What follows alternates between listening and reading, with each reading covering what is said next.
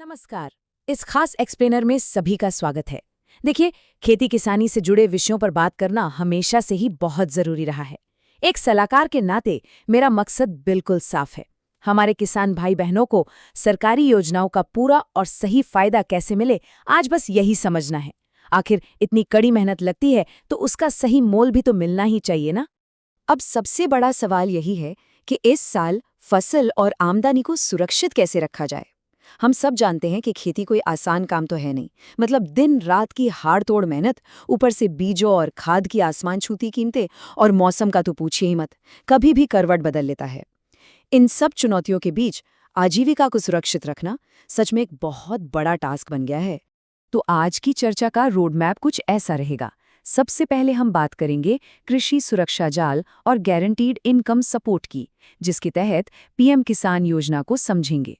उसके बाद फोकस करेंगे पीएमएफबीवाई यानी फसल बीमा पर, ताकि अचानक बिगड़ते मौसम से फसल को बचाया जा सके। और हाँ, प्रीमियम रेट्स और क्लेम के तरीके भी देखेंगे। चलिए, बिना किसी देरी के अपने पहले सेक्शन पर आते हैं, कृषि सुरक्षा जाल। आज के समय में इन आधुनिक कृषि योजनाओं का सबसे बड़ा मकसद यही है कि किसानों को बार बार साहूकारों के चक्कर ना काटने पड़े। एक मजबूत सेफ्टी नेट होना अब कोई लग्जरी नहीं, बल्कि खेती की सबसे पहली जरूरत बन गया है। ठीक है, तो चलिए इस विषय की गहराई में चलते हैं। जरा नीति आयोग के इस आंकड़े पर गौर कीजिएगा। 92% से ज्यादा लाभार्थी किसानों ने इस पैसे का इस्तेमाल बिल्कुल सही समय पर किया। सोचिए, जब बुआई से ठीक पहले हाथ में पैसा हो तो पूरे सीजन का नक्शा ही बदल जाता है ना।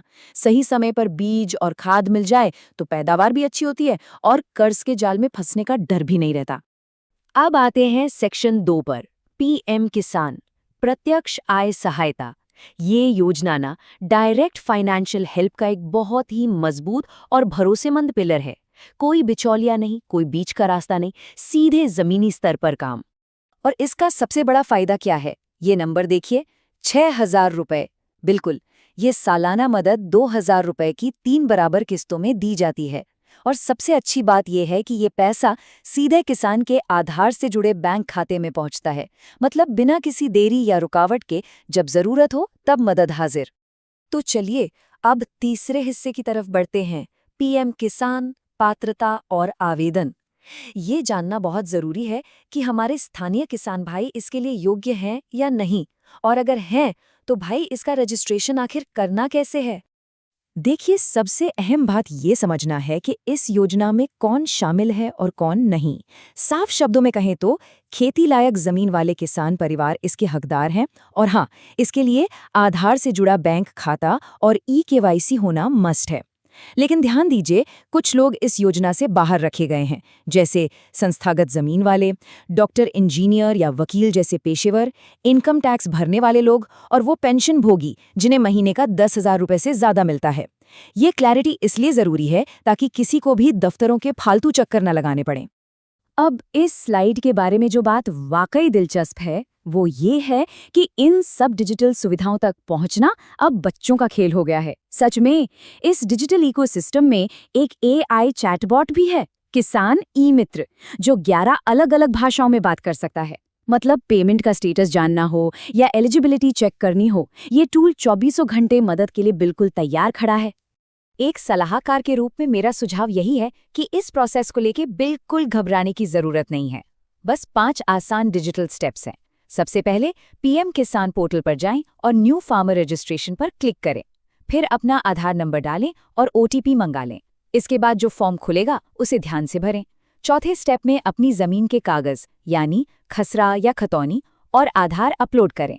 बस सबमिट कर दें। इसके बाद बड़े आराम से अपनी एप्लीकेशन का स्टेटस ट्रैक किया जा सकता है ना, एकदम आसान। आइए आगे बढ़ते हैं और देखते हैं कि ये सब आपस में कैसे जुड़ता है। सेक्शन 4, पीएमएफबीवाई फसल बीमा। देखिए, आय सहायता अपनी जगह बिल्कुल सही है, लेकिन जब फसल खेत में लहलहा रही हो तो उसको जोखिम से बचाना भी उतना ही जरूरी हो जाता है। यहीं पर प्रधानमंत्री फसल बीमा योजना की एंट्री होती है। हम सब जानते हैं कि खेती में ऐसे कई खतरे हैं जिन पर इंसान का कोई जोर नहीं चलता, चाहे वो प्राकृतिक आग हो, तूफान, बाढ़, सूखा या फिर अचानक होने वाला कीटों का हमला।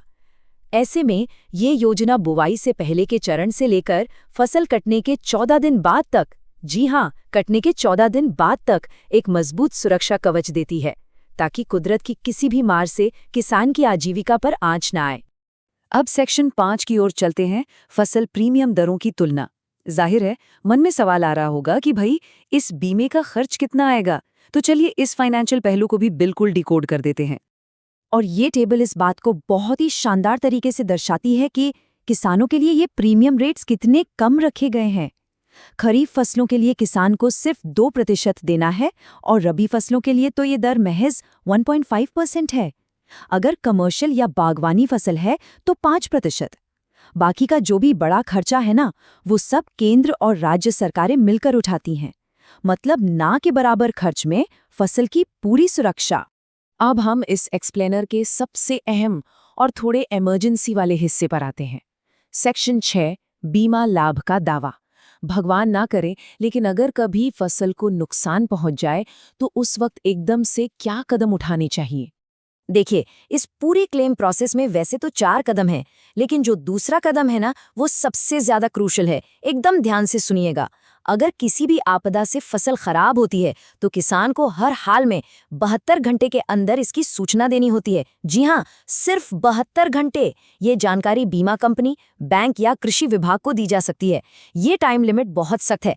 एक बार रिपोर्ट हो गई तो फिर नुकसान के आकलन के लिए सर्वे होता है और क्लेम का पैसा सीधा बैंक खाते में ट्रांसफर कर दिया जाता है।